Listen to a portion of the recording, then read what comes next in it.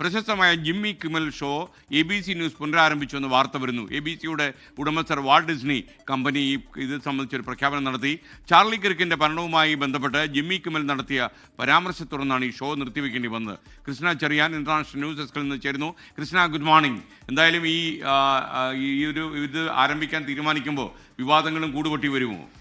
Very good morning SK. ഈ വിവാദമൊക്കെ കഴിഞ്ഞ ആഴ്ച തന്നെ ഉണ്ടായിരുന്നു. കാരണം നമുക്കറിയാം സെപ്റ്റംബർ 17 ഈ മാസം 17-നാണ് ജിമ്മി കിമ്മലിന്റെ ഷോ റദ്ദാക്കിയത്. ഇനി ജിമ്മി കിമ്മലിനെ കുറിച്ച് പറഞ്ഞാൽ ഇതാണ് ജിമ്മി കിമ്മൽ. ഇദ്ദേഹമാണ് വാൾട്ട് ഡിസ്നിയുടെ ഉടമസ്ഥതയിലുള്ള ABC ന്യൂസിലെ പ്രധാന കൊമേഡിയൻ എന്ന് അറിയപ്പെടുന്നു. ഒപ്പം തന്നെ ജിമ്മി കിമ്മൽ ലൈവ് എന്ന് പറയുന്ന ലേറ്റ് നൈറ്റ് ഷോയുടെ അവതാരകനും. അപ്പോൾ ഇത് മാത്രമല്ല, അദ്ദേഹം ഓസ്കാർ ഷോയുടെ അവതാരകനായിരുന്നു 2017-ൽ. ട്രംപിനെ എപ്പോഴും വിമർശിക്കാൻ ആഗ്രഹിക്കുന്ന ഒരു വ്യക്തിയാണ്. നമ്മൾ ഇദ്ദേഹത്തിന്റെ ഒരു പ്രൊഫൈൽ എടുത്ത് നോക്കിക്കഴിഞ്ഞാൽ മൊത്തം നമുക്കറിയാം ട്രംപിനെ വിമർശിച്ചുകൊണ്ടാണ് ഈ ട്രംപിന്റെ രണ്ടാം വരവിന് ശേഷമുള്ള അദ്ദേഹത്തിന്റെ മിക്ക ഷോകളും അരങ്ങേറിയിരുന്നത്. അപ്പോൾ ട്രംപിനുള്ള വിമർശനം ഒരു വശത്ത്, അതുകൊണ്ട് തന്നെ ഒന്ന് ട്രംപ് നോട്ടമിട്ട് വെച്ചിരുന്ന വ്യക്തിയാണ് ജിമ്മി കിമ്മൽ.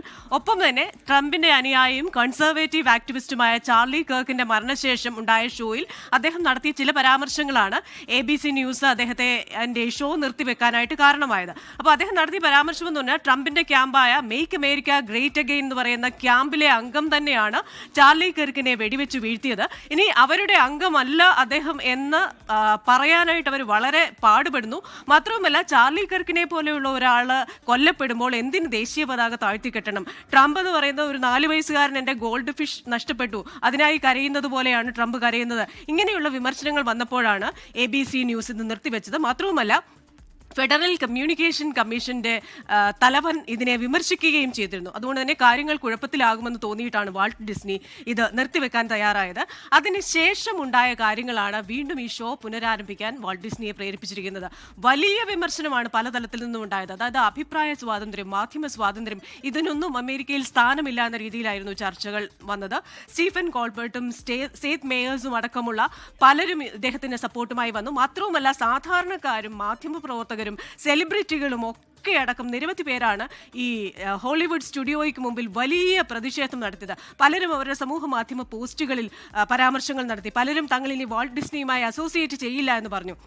മാത്രവുമല്ല, ഓഹരി വിപണിയിൽ വാൾട്ട് ഡിസ്നിയുടെ ഓഹരികൾ 1.9% ഇടിയുകയും $4 ബില്യൺ നഷ്ടം അവർക്കുണ്ടായി എന്നുള്ള റിപ്പോർട്ടുകളും വരുന്നു. അതുകൊണ്ട് ഈ $4 ബില്യൺ നഷ്ടം കാരണമാണോ, പ്രതിഷേധം കാരണമാണോ, എന്താണെന്ന് നമുക്ക് കൃത്യമായി അറിയില്ല. എന്തുകൊണ്ടോ വാൾട്ട് ഡിസ്നി കഴിഞ്ഞ ദിവസം പറഞ്ഞിരിക്കുകയാണ്, അതായത് ഇന്നിപ്പോൾ അമേരിക്കക്കാർ ഉറങ്ങുകയാണ്, ഇന്നവരെ ഉറങ്ങി എഴുന്നേറ്റ് കഴിയുമ്പോൾ അവർക്ക് ഈ മാസം 23 ആകും, ചൊവ്വാഴ്ച വീണ്ടും ആ ഷോ പുനരാരംഭിക്കും എന്ന് പറഞ്ഞിരിക്കുകയാണ്. അങ്ങനെ വലിയൊരു പ്രതിഷേധത്തിനൊടുവിൽ മുട്ടുമടക്കാൻ തയ്യാറായിരിക്കുകയാണ് വാൾട്ട് ഡിസ്നി. ഇനി ട്രംപിന്റെ ചില പരാമർശങ്ങൾ കൂടി നമ്മൾ ഇക്കാര്യത്തിൽ ശ്രദ്ധിക്കേണ്ടതായിട്ടുണ്ട്. ഡൊണാൾഡ് ട്രംപ് എന്ന് പറയുന്നത് ഒരു കഴിവുമില്ലാത്ത, ഒരു റേറ്റിംഗും ഇല്ലാത്ത ഒരു അവതാരകൻ. അത് മാത്രവുമല്ല, അദ്ദേഹത്തിനെ പോലെ തന്നെ ട്രംപിനെ വിമർശിക്കുന്ന ജിമ്മി ഫാലനെയും സെയ്ത്ത് മേയേഴ്സിനെയും ഒക്കെ ട്രംപ് അന്ന് വിമർശിച്ചിരുന്നു. ഇവർക്കൊന്നും ഒരു കഴിവുമില്ല, വെറുതെ എന്നെ വിമർശിച്ച് അന്നമുണ്ടാക്കുന്നവർ എന്നാണ് ട്രംപ് എന്ന് പറഞ്ഞത്. മാത്രവുമല്ല, ബ്രിട്ടൻ സന്ദർശനത്തിന് ശേഷം എയർഫോഴ്സ് വണ്ണിൽ വെച്ച് മാധ്യമപ്രവർത്തകർ അദ്ദേഹത്തെ കണ്ടപ്പോൾ അദ്ദേഹം പറഞ്ഞു, കണ്ടല്ലോ ABC ന്യൂസിൽ ഇത് അവസാനിപ്പിച്ചത്, ജിമ്മി കിമ്മൽ ഷോ അവസാനിപ്പിച്ചത് മാധ്യമ സ്ഥാപനം, എന്നെ വിമർശിക്കുന്ന മാധ്യമ സ്ഥാപനങ്ങളുടെ ലൈസൻസ് റദ്ദാക്കാനും ഇത് കാരണമാകും. അപ്പോൾ ആ പരാമർശം അമേരിക്കയിലാകെ മാധ്യമ പ്രവർത്തനത്തിന് നേരെയുള്ള ഒരു കടന്നാക്രമണം, മാധ്യമ സ്വാതന്ത്ര്യത്തിന്റെ കടക്കൽ കത്തിവെക്കൽ എന്ന രീതിയിലൊക്കെ വലിയ ചർച്ചയായിരുന്നു. ഇനി ഇദ്ദേഹത്തിന്റെ സഹപ്രവർത്തകനായ സ്റ്റീഫൻ കോൾബർട്ട് പറഞ്ഞിരിക്കുന്നത് ആ നൈറ്റ്മെയർ, ആ സ്വപ്നം അത് അവസാനിച്ചു. എന്തായാലും ഇനി CBC ന്യൂസിന് ഇദ്ദേഹത്തിന്റെ ഷോയും മെയ്ക്ക് ശേഷം അവസാനിപ്പിക്കുകയായിരുന്നു. CBC ന്യൂസിന് എന്തെങ്കിലും കാര്യം പറയാനുണ്ടോ വാൾട്ട് ഡിസ്നിയെ പോലെ എന്നൊരു ചോദ്യം കൂടി അദ്ദേഹം ഉന്നയിക്കുന്നുണ്ട്. SK. താങ്ക് യു കൃഷ്ണ ചെറിയ. ലോകത്തെവിടെയായാലും ഏത് സമയത്തും 24 വാർത്തകളും ഓഗ്മെന്റഡ് റിയാലിറ്റി പാക്കേജുകളും എക്സ്പ്ലെയിനറുകളും വിശദമായി കാണാൻ ഞങ്ങളുടെ YouTube ചാനൽ നിങ്ങൾക്ക് സബ്സ്ക്രൈബ് ചെയ്യാം.